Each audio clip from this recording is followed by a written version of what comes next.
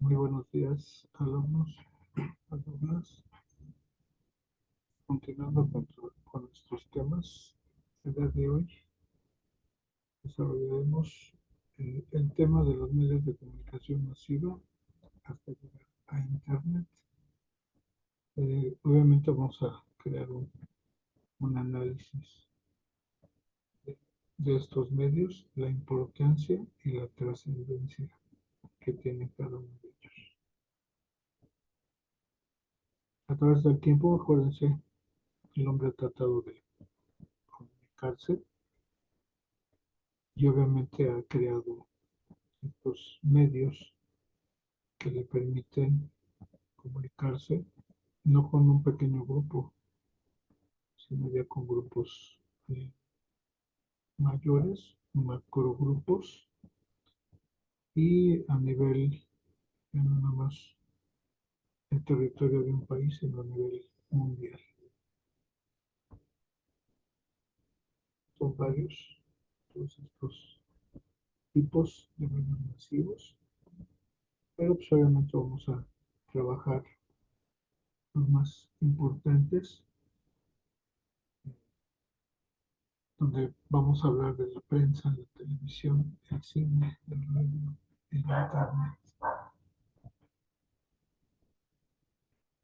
Nos dice aquí, los medios de comunicación tienen como objetivo hacer llegar información a la mayor cantidad de personas posibles de manera simultánea. Al principio, muy, muy compleja la situación, pero poco a poco hemos ido desarrollando esa capacidad. Nos dice, se puede decir que el primer medio de comunicación masiva fue la prensa escrita, es decir, el periódico. Después la televisión, el cine, la radio y por último el internet. Los medios de comunicación se caracterizan por tener tres objetivos fundamentales y este es un punto muy importante. De ahí se pueden crear más objetivos, pero estos son obviamente los fundamentales. Educar, informar y brindar entretenimiento.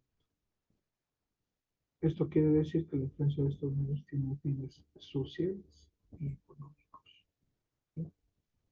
Aunque esta parte económica eh, pues no beneficia a una mayoría y sí a una minoría, ¿no?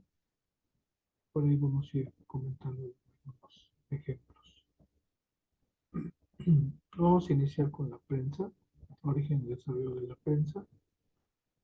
El periodismo tal y como lo entendemos nace en Inglaterra en el siglo XVIII. Con anterioridad a esta fecha existen ciertas formas de comunicación social para difundir ideales monárquicos, eh, donde se utilizan las gacetas. Eso, bueno, tiene un origen francés. No será hasta 1702 cuando nazca el primer diario, el Daily Conrad, hacia 1715. Haya una gran actividad editorial, apareciendo un número de publicaciones de periodicidad variable. La distribución se hace por medio de pregoneros, ¿sí? O gente que grita, ¿sí? Para vender, pues, este periódico. En España, el desarrollo de la prensa se instauró como una de las vías principales por las que se propagaron las ideas ilustradas en España. Algunos de estos periódicos fueron el Diario de la Literatura, de Literatos, perdón, de España, publicación de carácter meramente cultural, el diario noticioso, curioso, erudito, comercial, político, que recogía artículos de opinión y de información económica, o el Correo de Madrid, que recogía artículos de divulgación literaria, científica, etc. En el siglo XIX se produce una auténtica revolución del periodismo por los siguientes factores. Obviamente los avances tecnológicos, aplicación y agilización de las comunicaciones, mejora de los medios de transporte para la distribución reducción del analfabetismo y concentración de la población en las ciudades. En este siglo se puede diferenciar dos bloques de contenidos en los medios.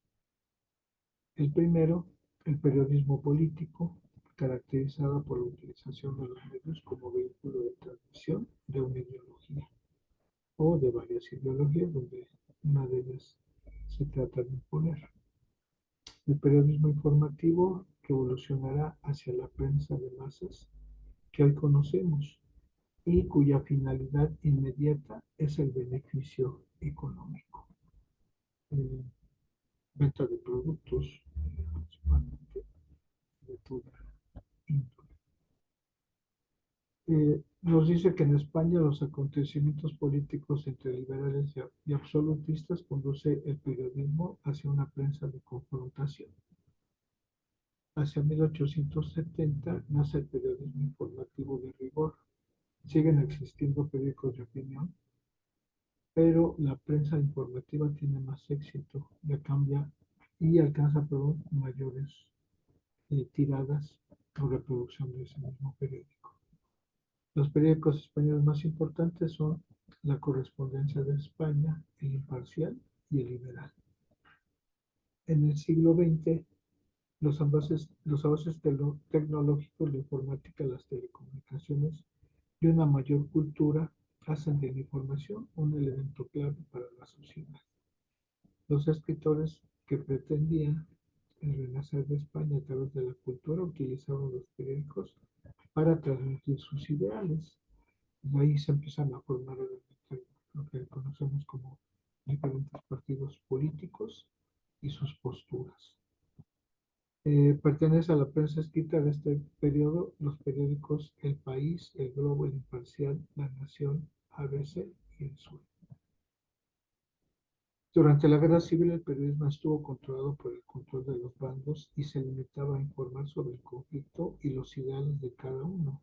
Terminada la guerra comenzaron a desaparecer los periódicos liberales, socialistas, comunistas y republicanos, solo perdurando una minoría. Aparecen otros guiados por el régimen, como Alcázar o Arriba.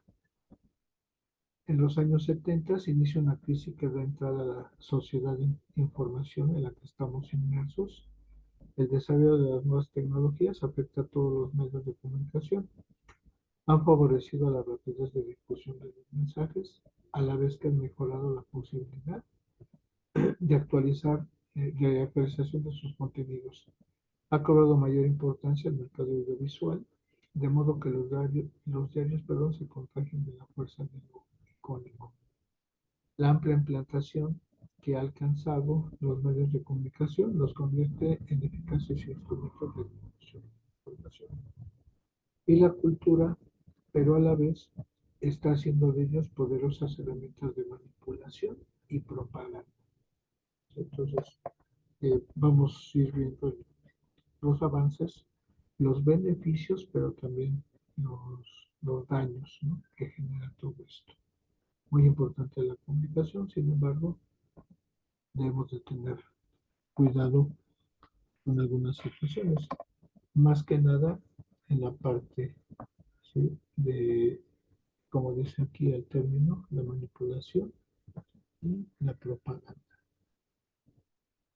A la hora de clasificar los géneros periodísticos, son distintos los criterios a seguir. Uno de los más extendidos es el que se rige por el mayor o menor grado de objetividad que manifiesta el autor ante la información transmitida. Según esto, los géneros periodísticos se dividen en tres grandes grupos. Géneros informativos: noticias, relato de unos hechos marcados por la actualidad, la novedad y el interés. El reportaje es una ampliación de las noticias que permite un estilo más personal. ¿Sí? Vamos al lugar de los hechos, entrevistamos a personas que participan en esos hechos y que muchas veces son trascendentales. Géneros de opinión. La editorial es un escrito que ofrece la postura ideológica del periódico sobre un asunto de actualidad. Artículo de fondo Es como un pequeño ensayo en el que el autor expresa su opinión sobre cualquier asunto de interés.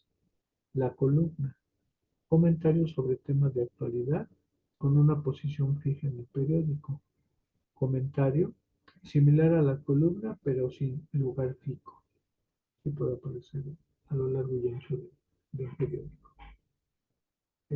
Carta al director, textos en los que los lectores manifiestan su opinión sobre un tema de actualidad. Hoy en día los periódicos se han sido modificados más que nada por gente que ya no compra el periódico, ya todo nos basamos vía internet, sí, o en nuestros celulares. Entonces, eh, aunque se va manteniendo un costo, ya ese periódico grueso de muchas páginas, pues ahora ya se ha minimizado. ¿Sí? Este número de páginas ya también es menor, bueno, y todos esos cambios, ¿no?, que conllevan. Vamos avanzando, sin embargo, pues hay cosas que también están perjudicando. Los géneros mixtos, está la crónica, noticias comentadas por cronistas, testigos de los hechos. Crítica, el autor informa y valora algún tipo de actividad cultural o artística.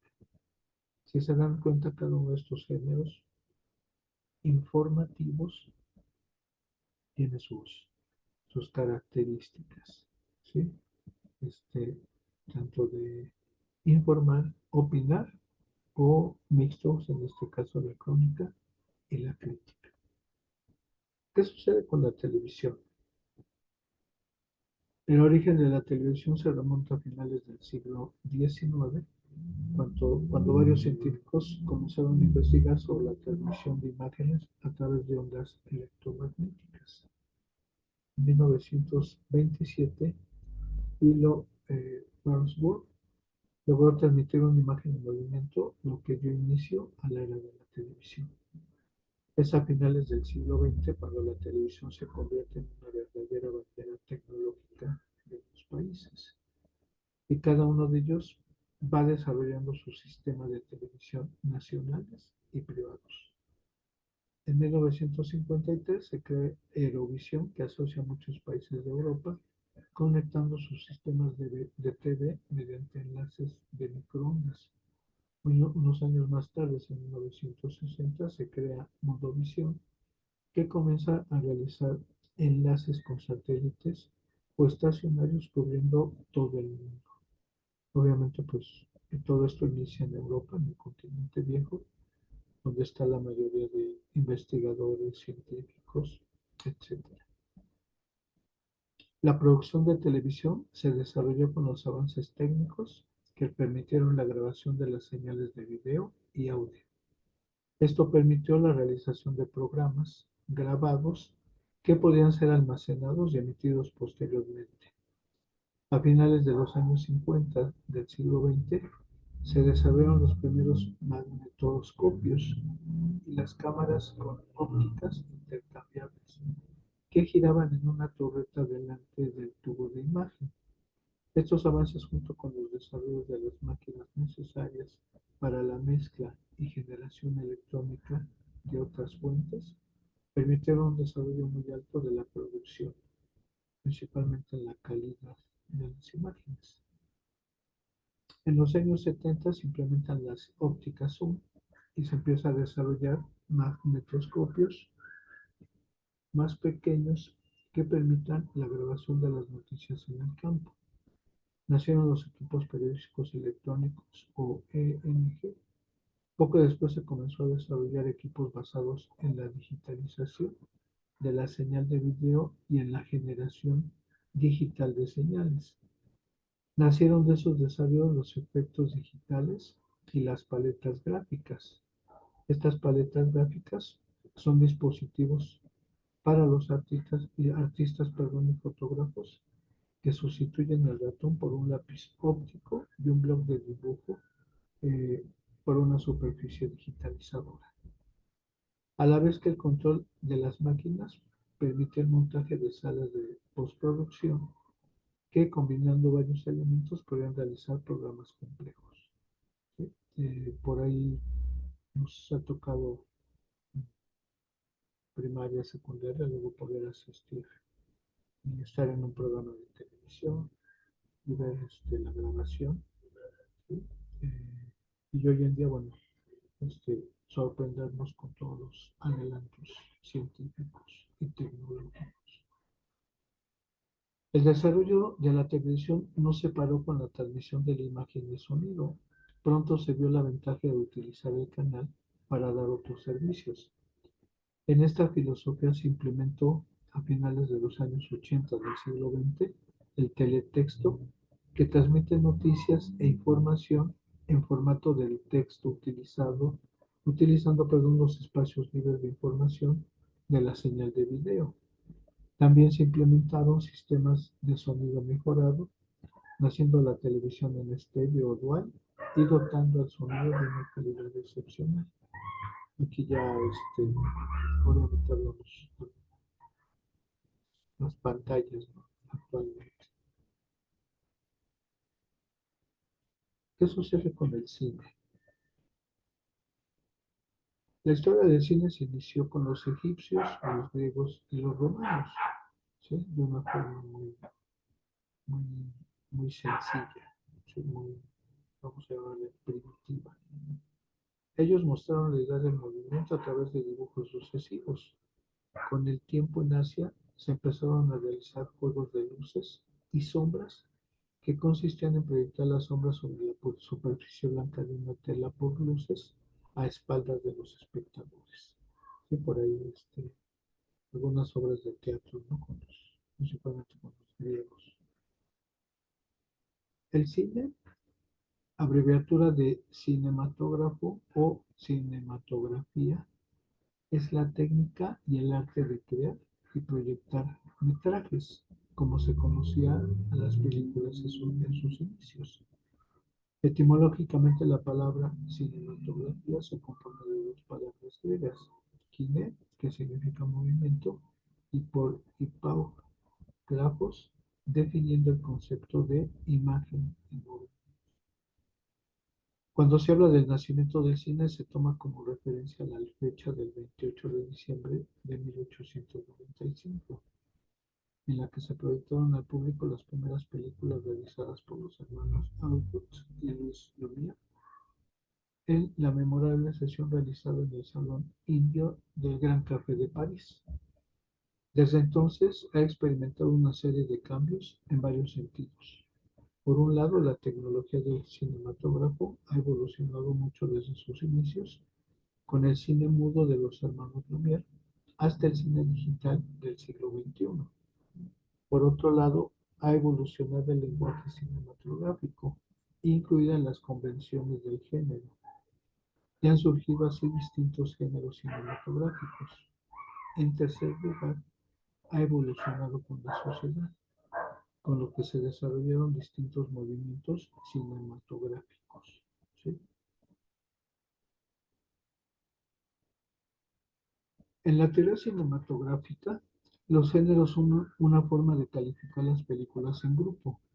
Cada género está formado por películas que comparten ciertas similitudes, ya sea en su estilo, su temática, su intencionalidad, su forma de producción o el público al que van dirigidas. Atendiendo a su forma de producción y su intencionalidad, cabe distinguir géneros como los siguientes. El cine comercial son las películas creadas por la industria cinematográfica orientadas al gran público y con la generación de beneficios económicos como objetivo principal. A esta categoría pertenece la mayoría de las películas que se proyectan en las salas del cine, y algunas de ellas son promocionadas mediante grandes campañas de publicidad. Eh, Desgraciadamente, pues ha habido o ha dejado mal sabor de boca algunas producciones donde se invierten millones por un lado de pesos o de dólares, ¿sí? Y bueno, resultan ser un verdadero fracaso. El cine independiente Una película independiente es una película de bajo presupuesto y hecha por pequeñas productoras. Una película independiente no es realizada por los grandes estudios. Hoy en día, con el uso de la tecnología, se ha fortalecido mucho ese cine independiente porque ya no requieres de tanta inversión y puedes lograr excelentes películas. Cine de animación.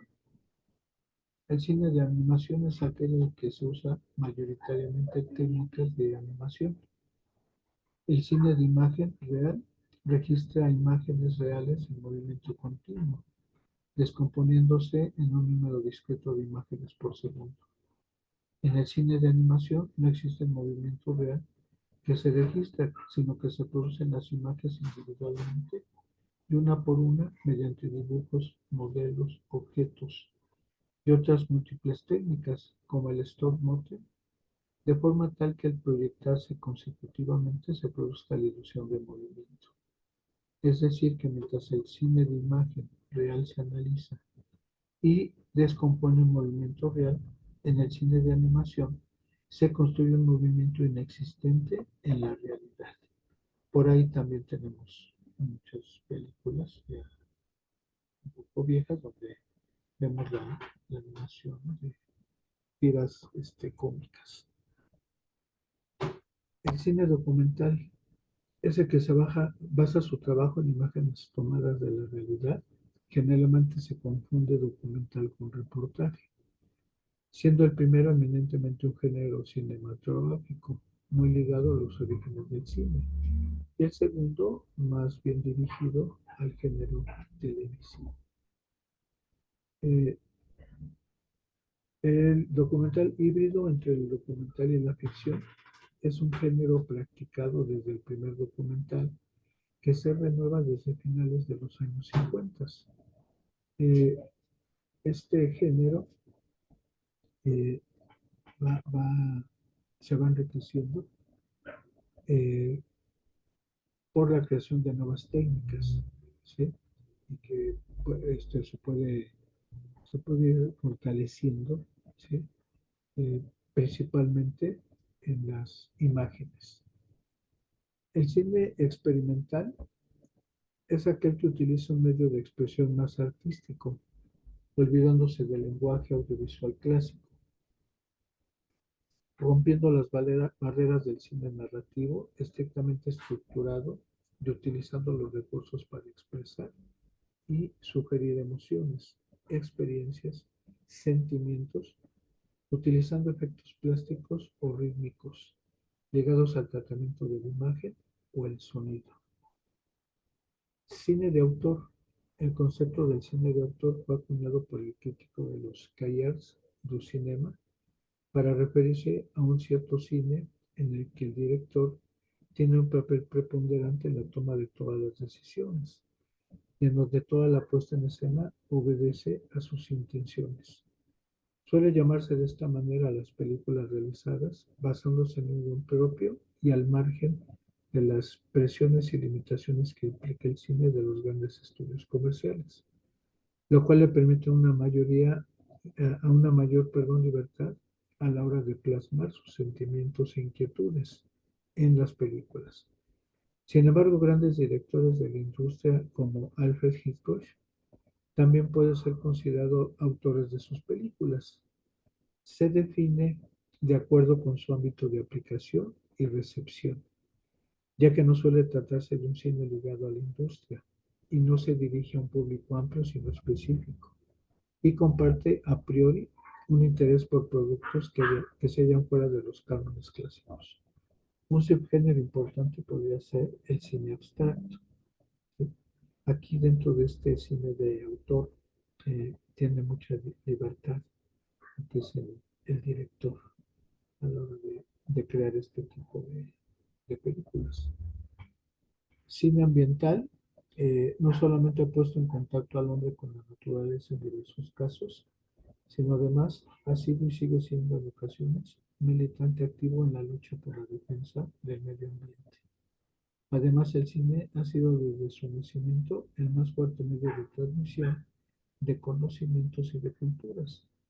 aportando a los espectadores infinitas posibilidades de encuentro con paisajes, naturalezas, lugares y costumbres. Inclusive es ya hoy con la tecnología que se utiliza en tercera dimensión, podemos estar inclusive dentro, ¿no? de una biblioteca, de un museo, ¿sí? de un parque de diversiones, ¿sí? Un bosque, etcétera. Teoría del cine. La teoría del cine se basa en el principio de secuencias de fotografías continuas. Es decir, el cine trata de representar la fotografía en una secuencia continua para mostrar movimiento sin interrupciones y que se vea esa actividad normal, ¿sí? Aunque son fotografías y son varias las fotografías que pasan en un segundo. El cine clásico tiene un estilo que enfatiza la continuidad y comprensibilidad de la película. Normalmente tiene caracteres fuertes, constantes durante la película y un argumento con un final feliz. Este cine clásico empezó a desaparecer, dando lugar al cine moderno. No enfatiza estas características, al contrario, rechaza el cine clásico y su estilo, e intenta romper todo ese estilo y todas las convenciones de este.